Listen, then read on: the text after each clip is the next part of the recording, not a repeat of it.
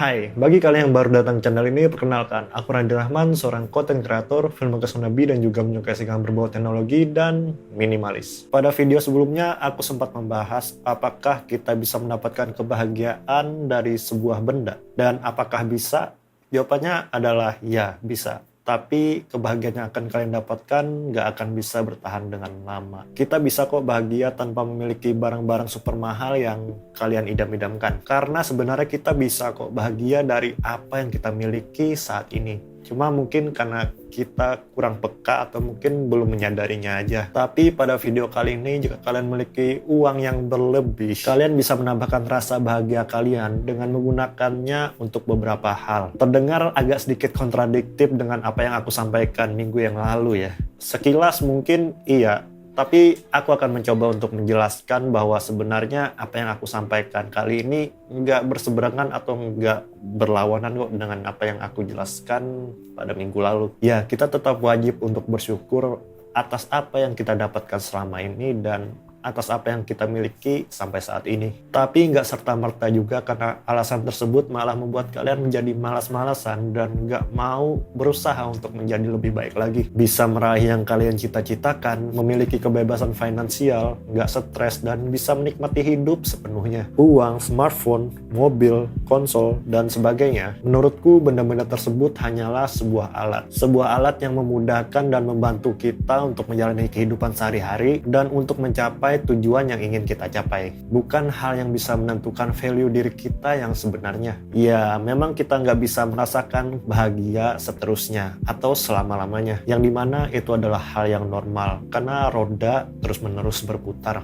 Kalau seumur hidup kamu belum pernah merasakan ada di dalam keadaan yang paling buruk dan mungkin kalian belum pernah merasakan keadaan yang paling sedih, dalam artian kalian selalu ceria dan selalu gembira, mungkin kalian adalah orang-orang yang spesial.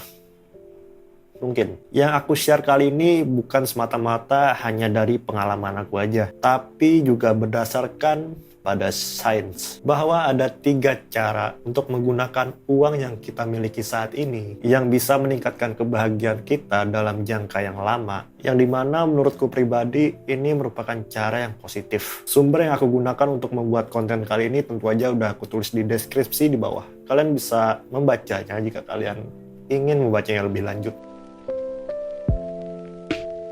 Dengan menyisihkan sebagian uang yang kita miliki untuk membeli pengalaman yang nggak bisa digantikan dengan sebuah barang, seperti liburan ke luar negeri sendirian, jalan-jalan keluar kota bersama teman, memancing bersama keluarga, dan main games dengan orang-orang terdekat, mampu memberikan kita perasaan bahagia yang bertahan lebih lama. Karena sebuah benda bisa rusak atau hilang kapan saja, tapi pengalaman bertahan lebih lama.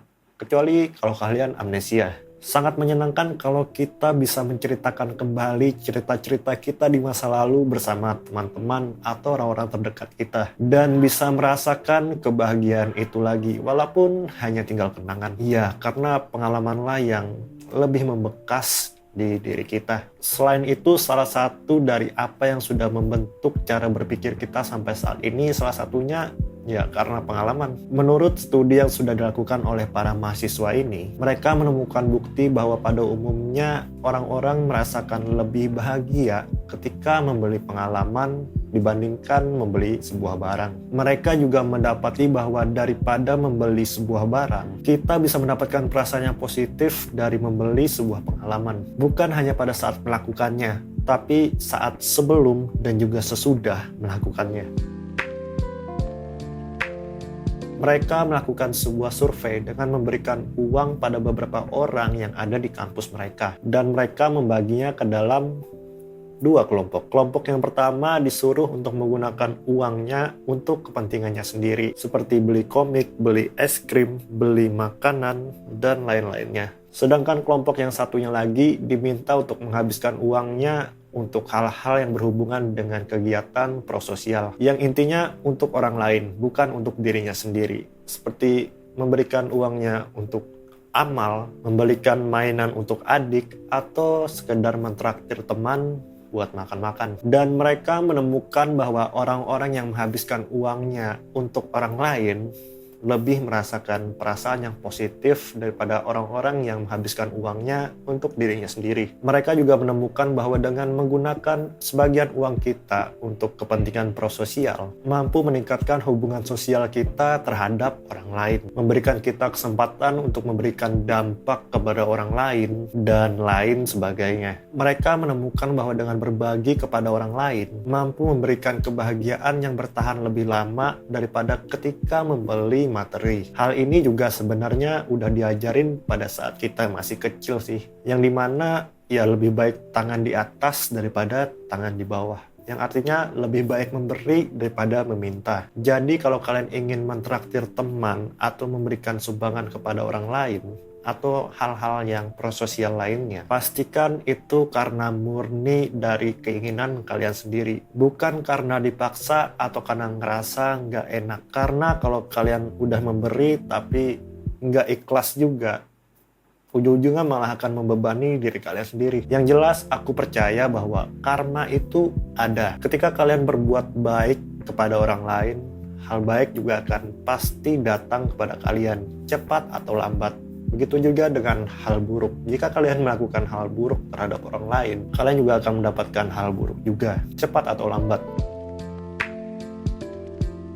Beli makan malam lewat GoFood atau GrabFood, punya asisten rumah tangga, punya supir pribadi, punya editor video sendiri, dan sebagainya. Dengan melakukan hal tersebut, kita jadi bisa membagikan beban yang kita pikul sendirian sebelumnya menjadi jauh lebih ringan. Karena beban yang kita pikul jadi terbagi dengan orang lain. Selain jadi bisa mengurangi beban yang kita tanggung sebelumnya, tapi juga bisa memberikan kita waktu luang yang lebih banyak untuk sekedar bersantai atau melakukan hal-hal yang sebelumnya nggak bisa kalian lakuin karena nggak punya waktu. Menurut riset yang mereka lakukan tadi, mereka menemukan bahwa kebahagiaan nggak cuma bisa didapatkan dengan menggunakan uang untuk membeli pengalaman yang positif atau hal-hal yang lebih prososial aja, tapi juga dengan menggunakan uang yang kita miliki untuk mengeliminasi hal-hal yang memberikan pengalaman negatif pada diri kita. Jika kamu tinggal di rumah sendirian, tapi kamu nggak suka masak, tapi kamu lagi pengen makan makanan yang enak, ya tinggal cari asisten rumah tangga atau beli GoFood atau GrabFood sekalian. Jika kalian kewalahan untuk melakukan pekerjaan yang kalian jalani saat ini seorang diri, kalian hanya perlu mencari orang yang capable untuk membantu pekerjaan kalian.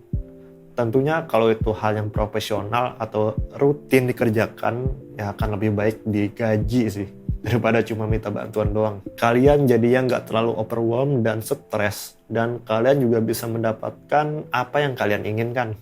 Menurut survei yang mereka lakukan, 80% dari 2,5 juta penduduk Amerika di tahun 2008 sampai 2017 merasakan stres karena mereka nggak bisa melakukan apa yang ingin mereka lakukan.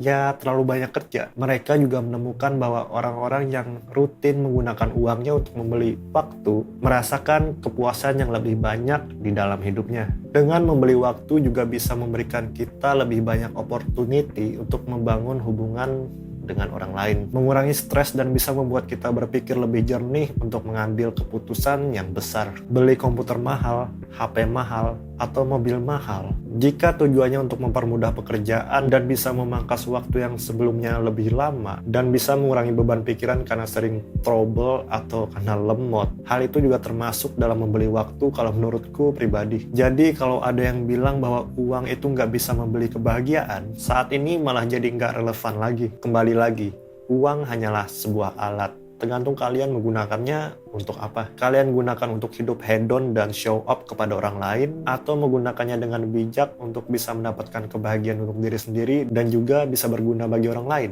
Jadi intinya, jika kalian ingin menggunakan uang yang kalian miliki untuk mendapatkan kebahagiaan, cobalah gunakan uang kalian untuk membeli pengalaman, untuk hal-hal yang prososial, atau membeli waktu. Karena berdasarkan studi yang dilakukan oleh ketiga mahasiswa tersebut membuktikan bahwa kalian bisa meningkatkan kebahagiaan yang kalian miliki dalam waktu yang lama dengan menggunakan uang yang kalian miliki kepada ketiga hal tadi. Coba kalian ingat-ingat lagi, pada saat kalian traveling ke suatu tempat, membantu orang lain, atau ketika kalian punya banyak waktu untuk melakukan hal-hal yang kalian inginkan, apakah kalian malah merasakan sedih Atau bahagia agak sedikit percuma kan kalau punya banyak uang tapi malah stres dan nggak bisa melakukan apa yang ingin kalian lakukan. Ditambah lagi nggak bahagia. Dan ya, semoga video kali ini bisa berguna bagi kalian. Dan terima kasih bagi kalian yang sudah menonton video ini sampai selesai. Stay safe and bye.